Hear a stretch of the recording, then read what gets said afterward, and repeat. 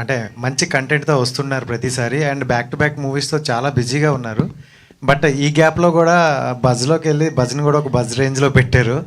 So 21st final కూడా big boss. So ఏంటి sir, అంటే బజ్ ఒప్పుకోవడానికి స్పెసిఫిక్గా రీజన్ ఏమైనా ఉందా? నాకు బిగ్ బాస్ అంటే ఇష్టం, అందుకని అంతే, వేరే కారణమే లేదు, అవసరం లేదు మనకు. యాక్చువల్గా నాకు బిగ్ బాస్ అంటే చాలా ఇష్టం, ఎందుకంటే నేను పర్సనల్గా ఎక్స్పీరియన్స్ చేశాను కాబట్టి ఆ షో అంటే నాకు ఇష్టం, అందుకే చేస్తున్నానండి. మురళి గారు. సార్, టీజర్ చూసినప్పుడు ఒక ఒపీనియన్ ఉండే, సో ఆల్ ఎమోషన్స్ మిక్స్ అయ్యి వస్తుంది ఈ సినిమా అని. బట్ ఈ సాంగ్ చూసిన తర్వాత కొంచెం భయపెట్టినట్టు కూడా అనిపిస్తుంది.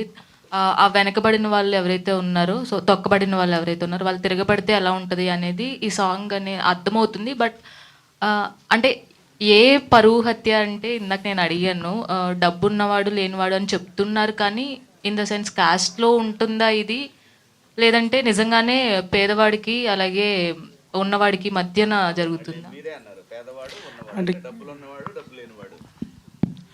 అంటే మీ